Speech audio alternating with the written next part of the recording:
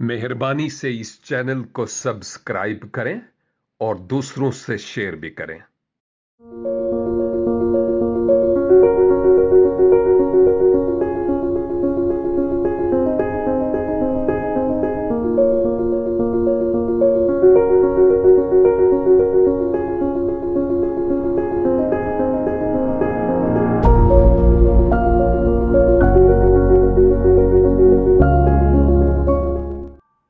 जिंदा मसीह जो हमारे ईमान का बानी और कामल करने वाला है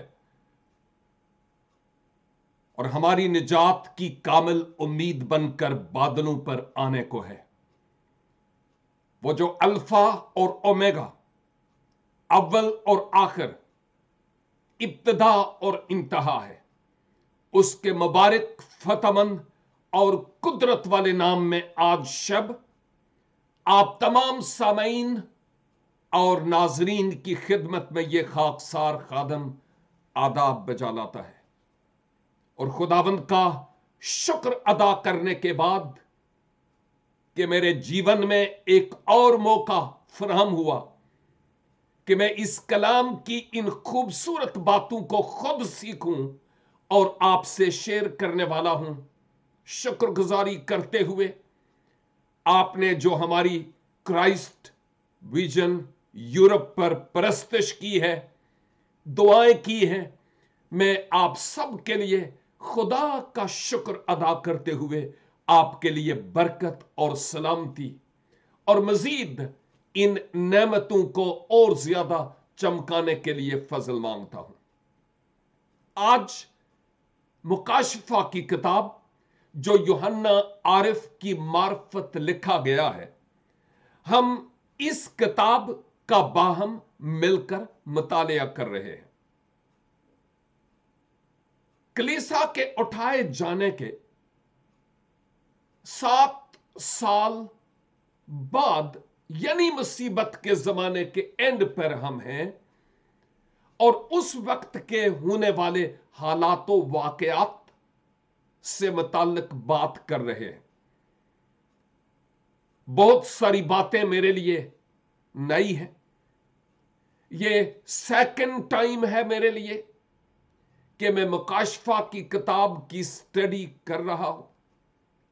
जब पहले किया तो भी एक जमात में लाइव बैठकर और 4 साल लगे मुकाशफा की किताब की स्टडी में, और अब एक अरसा के बाद फिर जब मैं इस मुकाशफा की किताब को पहले बाब से लेकर आपके साथ मिलकर सीख रहा हूं, तो हम यूं लगता है कि गुजरे 4 साल में हम अभी तक 17 बाब में हैं। और जो जो मैं स्टडी करता हूं, यूं लगता है कि जैसे पहली बार इस किताब का मुतालिया कर रहा हूं। अजीजों, खुदा का कलाम एक ऐसे गहरे समुंदर यानी बहरे अमीक की मानिद है। जितना ज्यादा गोता जन होंगे उतनी ही गहरी और अमीक बातें मेरी और आपकी रूहानी जिंदगी के लिए मौजूद है, हमारी तरक्की के लिए, हमारी रूहानी सेहत के लिए और आने वाले हालात से आगाही और खबरदार होने के लिए। आज 17 बाब की मैं 9, 10 और 11 इन 3 आयात की तलावत करूंगा। आमतौर पर मैं एक आयत या 2 आयात पर गौर करता हूं, लेकिन इन 3 आयात का एक दूसरे से गहरा कनेक्शन है। इसलिए मैं इन 3 आयात को तलावत करूंगा और इस कलील से वक्त में मैं जो कुछ सीख पाया वो मैं आपके साथ शेयर करूंगा। दूसरी बात, जब हम नेक्स्ट टाइम अगर खुदाबंद की मर्जी हुई तो 12वीं आयत से देखेंगे तो खुद ब खुद आपको महसूस होगा कि हमने जो 9, 10 और 11 आयात में सीखा है गोया उसी का एक सिलसिला, एक तवातर, एक आगे चैन चलता है और खुदा का कलाम अपनी तफसीर बजाते खुद करता हुआ हमें नजर आता है। लिहाजा नाजरीन और सामीन, यकीनन आप स्काइप आईडी पर या स्क्रीन के सामने जब बैठे हैं तो ऐसे ही नहीं बैठे। मेरी तरह आप भी ये कहते हैं, ए खुदा, जैसे हरनी पानी के नालों को तरसती है वैसे ही मेरी रूह तेरी प्यासी है। तो यकीनन खुदा आज अपने इस जीवन बख्शने वाले कलाम के वसीला से हमसे हम कलाम होगा। इन 3 आयात की तलावत करता हूं, लिखा है, यही मौका है उस जहन का जिसमें हिकमत है। वो 7 सर 7 पहाड़ हैं जिन पर वो औरत बैठी हुई है, और वो 7 बादशाह भी हैं। 5 तो हो चुके हैं और एक मौजूद है और एक अभी आया नहीं, और जब आएगा तो कुछ अरसा तक उसका रहना जरूर है। और जो हैवान पहले था और अब नहीं, वो 8वां है और उन 7 में से पैदा हुआ और हलाकत में पड़ेगा। इन 3 आयात के पीछे ज्यादा डिटेल में नहीं जाऊंगा, पस मंजर में या बैकग्राउंड में हमने मुखालिफ मसीह और एक ऐसे झूठे बिदती रिलीजियस और पॉलिटिकल सिस्टम की बाबत सीखा जो मुखालिफ मसीह कायम करेगा और कौमों और उम्मतों को उसके ताबे होने के लिए कहेगा, और जो नहीं होंगे उनको उसकी बहुत बड़ी कीमत अदा करनी पड़ेगी। यह सदाकत है खुदावंद के मुकद्दस कलाम में। तो हम गोया उस कसबी यानी उस बिदती और झूठी और गलत तालीम, वो जो एक सिस्टम है मुखालिफ मसीह का, उसकी बाबत और मुखालिफ मसीह की बाबत मिलकर सीख रहे हैं। आयत 9 के मुताबिक यही मौका है उस जहन का जिसमें हिकमत है। क्या मतलब है इसका? इससे मुराद यह है कि ये जो बातें हो रही हैं, ये एक मुकाशिफा है, ये एक राज की बात है, ये एक भेद की बात है, कश्फ है।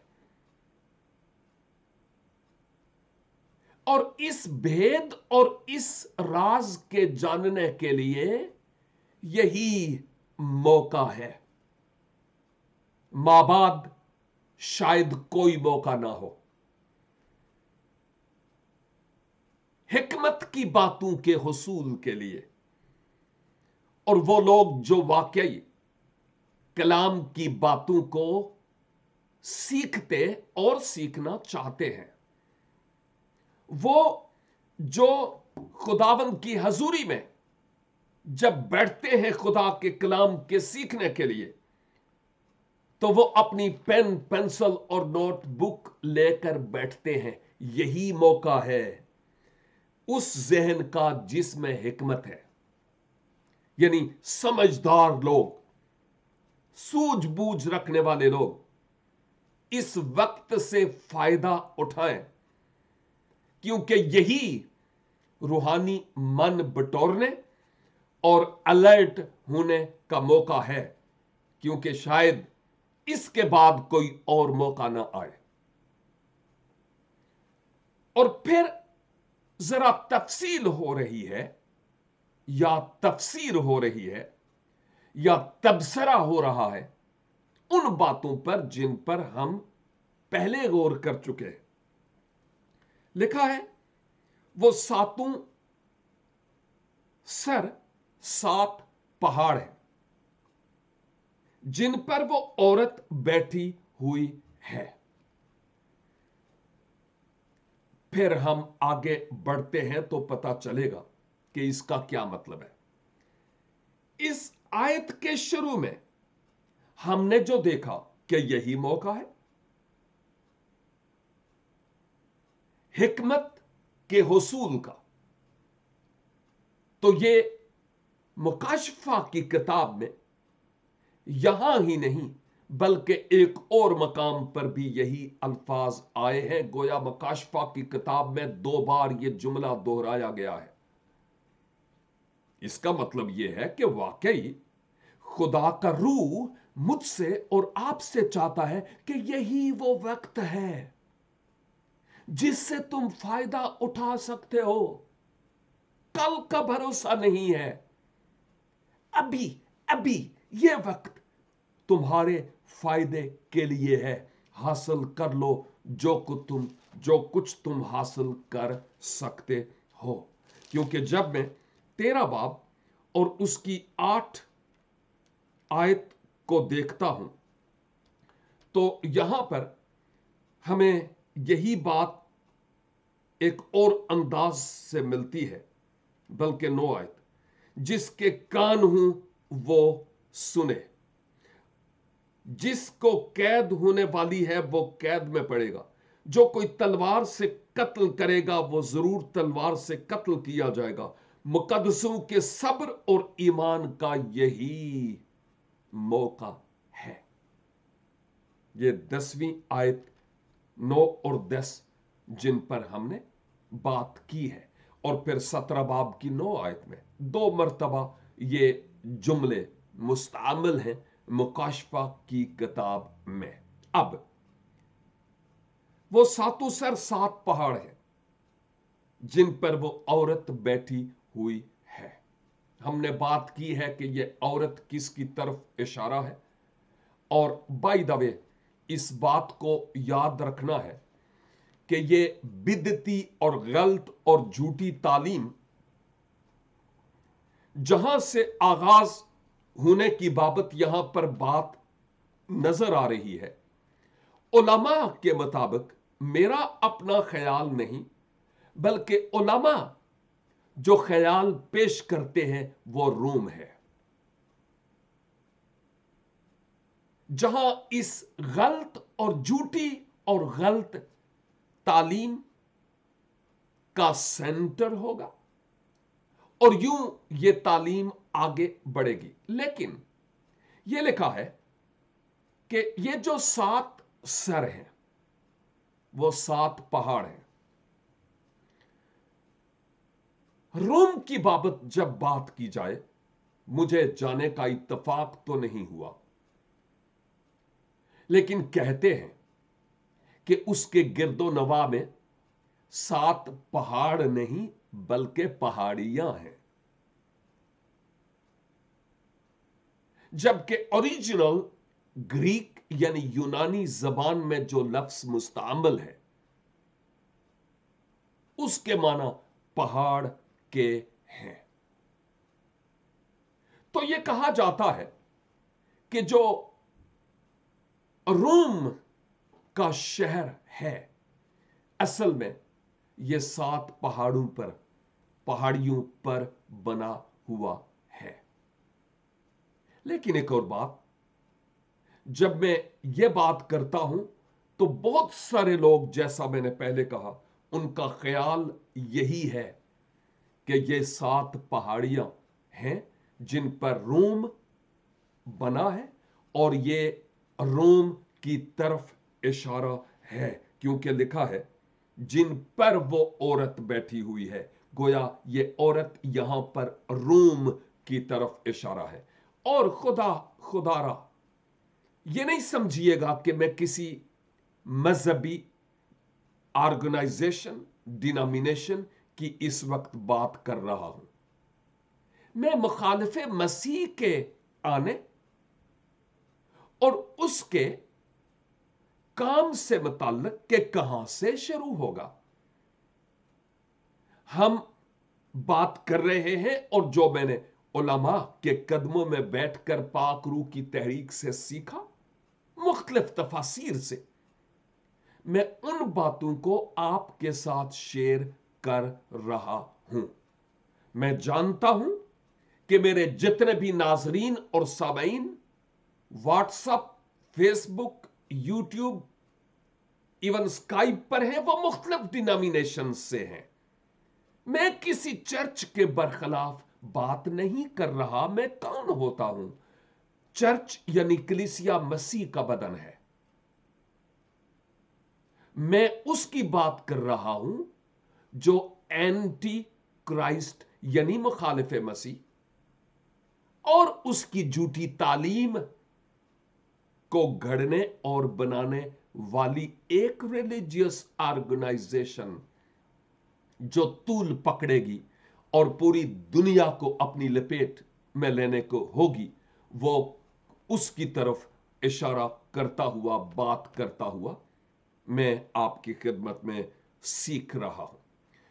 बाज उलमा का यह ख्याल है कि ये जो 7 सर हैं, असल में ये 7 हुकूमतें भी हैं, 7 गवर्नमेंट्स। और जब 7 हुकूमतों की बात है, 7 बादशाहतों और गवर्नमेंटों की बात है, तो साफ जाहिर है कि उनके कोई लीडर भी होंगे, यानी 7 बादशाह। तो कई उलमा इवन यहां इन आयात में हम देखते भी हैं, वो ये कहते हैं कि ये जो हुकूमतें हैं, इनके चलाने वाले लीडर यानी जो बादशाह है, ये उनकी तरफ भी इशारा है। आप बाद में चाहें तो दानियल नबी का सहीफा और इसका 2 बाब और उसकी 35 आयत 35 देख सकते हैं। मैं पढ़ लेता हूं। लिखा है, तब लोहा और मिट्टी और तांबा और चांदी और सोना टुकड़े टुकड़े किए गए और ताबिस्तानी खलियान के भूसे की मानिंद हुए और हवा उनको उड़ा ले गई, यहां तक कि उनका पता न मिला। और हवा और वो पत्थर जिसने उस मूरत को तोड़ा एक बड़ा पहाड़ बन गया और तमाम जमीन पर फैल गया। और फिर जबूर 30 और उसकी 7 आयत अगर आप देखें तो वहां भी हमें इसका जिक्र मिलेगा कि ये पहाड़ किसकी तरफ इशारा है। 30 की 7 में लिखा है, ए खुदावन, तूने अपने कर्म से मेरे पहाड़ को कायम किया है। जब तूने अपना चेहरा छुपाया तो मैं घबरा उठा।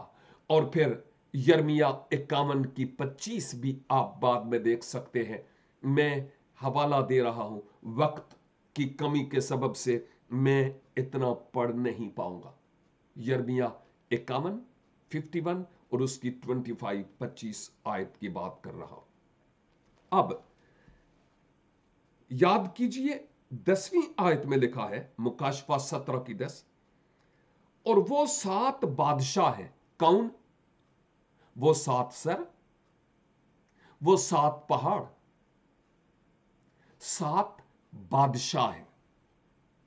और लिखा है बादशाह भी है। गोया क्लियर हो गया कि पहाड़ों की तरफ भी इशारा है, बादशाहतों और फिर बादशाह से मुताल्लिक भी। फिर लिखा है कि उन 7 में से 5 बादशाह तो हो चुके, उनका जमाना गुजर गया, और एक मौजूद है। कब की बात हो रही है? जब मुकद्दस यूहन्ना इस मुकाशफा की किताब को पाक रूह की तहरीक से लिख रहे थे। और एक अभी आया नहीं। वो कौन है, उस पर हम बात करते हैं। और जब आएगा तो कुछ अरसा उसका रहना जरूर है। बड़ी गहरी, बड़ी खूबसूरत तालीमी बातें हैं, मुझे और आपको आगाह करने के लिए, ताकि हम इन आयात के वसीला से खूब सीख सकें। 10वीं आयत के शुरू में लिखा है, और 7 बादशाह भी है, 5 तो हो चुके। क्या मतलब है? मुराद यह है कि जो 5 बादशाह या 5 बादशाहतें हैं, वो ज़वाल पजीर हो चुकी हैं, खत्म हो चुकी। हम उस वक्त की बात करते हैं जब मुकद्दस यूहन्ना इस मुकाशफा का इंकिशाफ कर रहे थे, भेद खोल रहे थे। और उन बादशाहतों में जो फारसी या मादी है, प्रेजेंट ईरान, और सिर्फ यही नहीं, बहुत वसी इलाका उसका था। एक तो उसकी तरफ वो जो मादी सल्तनत है, दारा वाली, उसकी तरफ इशारा है। अब वो सल्तनत नहीं रही, ज़वाल पजीर हो गई, अभी उसका नामो निशान तक नहीं। दूसरी है मिस्री, और वो जो मिस्री हुकूमत, बादशाह जो उस वक्त थे, अब वो तमाम हो गया। वो सिलसिला जो मिस्र दुनिया के दूर दूर तक हिस्से तक फैला हुआ था, अब उसका वो जोर नहीं है। अब एक छोटा सा मुल्क, एक खिता है, वो नहीं जो ओरिजिनली था। फिर यूनान, जो यूनान यानी ग्रीस उस वक्त था मारूफ और मशहूर, अब लोग म्यूजियम के तौर पर यूनान में जाकर कदीम चर्चिस के आसार देखते हैं, जबकि गैरत ईमान न दारद। और फिर असूर, जो इसराइल को असीर करके ले गया था, असूरी सल्तनत भी जाती रही। बाबल, वो भी मुकम्मल तौर पर खत्म और तबाह है। आज बाबल सिर्फ इस्तिलाई माना में तशबीहन गलत तालीम के एतबार से मारूफ है, लेकिन वो नहीं रहा। और फिर रोम की वो बादशाहत जो दूर दूर तक यूरोप के कई ममालिक, बेशतर ममालिक उसमें थे, अब वो उसमें नहीं रहे हैं।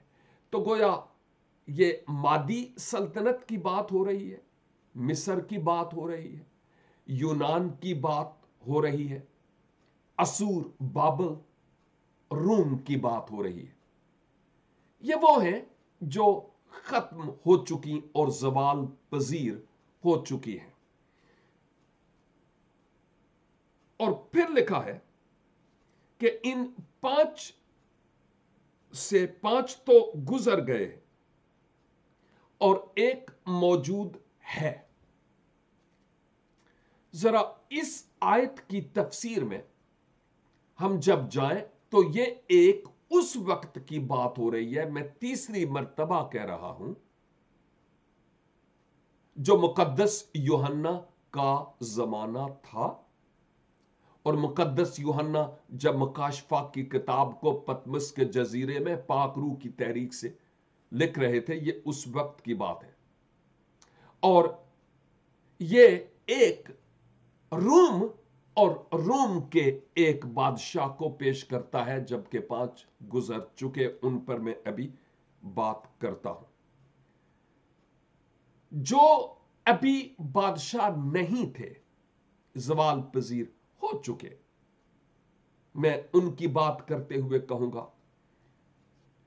कि उलमा का ख्याल यह है कि रूम की फिर से बहाली होगी, जो यूरोप तक फैला हुआ था,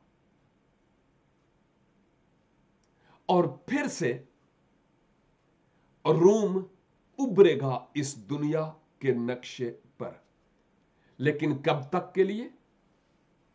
एक मुख्तसर कलील दौरानिया के लिए, कलील और मुख्तसर अरसे के लिए। और फिर आठवां एक और आएगा, क्योंकि यहां पर लिखा है और एक अभी आया नहीं, और जब आएगा तो कुछ अरसा तक उसका रहना जरूर है। और 11 भी पढ़ लेता हूं। और जो हैवान पहले था और अब नहीं, वो आठवां है, और उन सातों में से पैदा हुआ और हलाकत में पड़ेगा।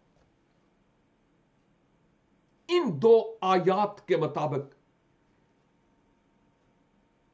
जब आठवां बादशाह आएगा, हम जरा तफसील में थोड़ी देर में जाते हैं, तो वो इन बाकी सातों को गोया अपने कंट्रोल और अपने काबू में ले लेगा, और वो मुखालिफ मसीह की एक रियासत या सल्तनत या बादशाही तश्कील पाएगी। ये जो हैवान है, ये आठवें बादशाह के तौर पर पेश किया जा रहा है, जो गोया राज करने वाला है। मुखालिफ मसीह की बात हो रही है। इन बादशाहों के बारे में बात करते हुए जो हो चुके हैं, मैं उन हुकूमतों की बात पहले की, अब मैं बादशाहों की बात करता हूं जिनकी बादशाहतें भी जाती रही थीं। इनमें से एक तो बादशाह जिसका नाम जूलियस कैसर था, या कैसर जूलियस आप कह सकते हैं। जूलियस कैसर वो कत्ल हुआ और इसका सिलसिला नाबूद और खत्म हो गया। दूसरे नंबर पर हम तिब्रियास को देखते हैं, और ये इसको जहर दिया गया और इसके सबब से वो मर गया। तीसरे नंबर पर हम कैलिगोला को देखते हैं, जो रोमी बादशाह था, और इसको भी असैसिनेट यानी कत्ल किया गया। चौथे नंबर पर हम क्लौदियस को देखते हैं, और इसको भी जहर दिया गया और मार दिया गया। और फिर पांचवें नंबर पर नीरो था। इसने यरूशलेम की ईंट से ईंट बजाई थी 70 की दहाई में, और आप जानते हैं कि इसने खुदकुशी की थी। नीरो की बात हो रही है, तारीख उठाकर देख सकते हैं। यह है 5: कैसर जूलियस कैसर, तिब्रियास, कैलिगोला और क्लौदियस, और फिर 5वें नंबर पर नीरो। आयत देखिए, लिखा है 5 हो चुके, ये वाले 5 जिनके नाम ले चुका हूं। और फिर मुकद्दस यूहन्ना कहते हैं एक अभी आया और एक मौजूद है, यानी यूहन्ना के वक्त। वो कौन था? उसका नाम था दियोमतियान। और ये 91 ईस्वी से लेकर 96 तक बादशाह रहा। ये मारा गया, कत्ल किया गया, और इसी के दौर में मुकद्दस यूहन्ना को पतमस के जजीरे में कैद में डाल दिया गया। 5 हो चुके, जिनमें से एक मौजूद है। दियोमतियान की हम बात कर रहे थे। और फिर आगे क्या लिखा है? और एक अभी आया नहीं। 6 तो वो हो गए, 7वां ये जिसको अभी आना था, उसकी बात हो रही है।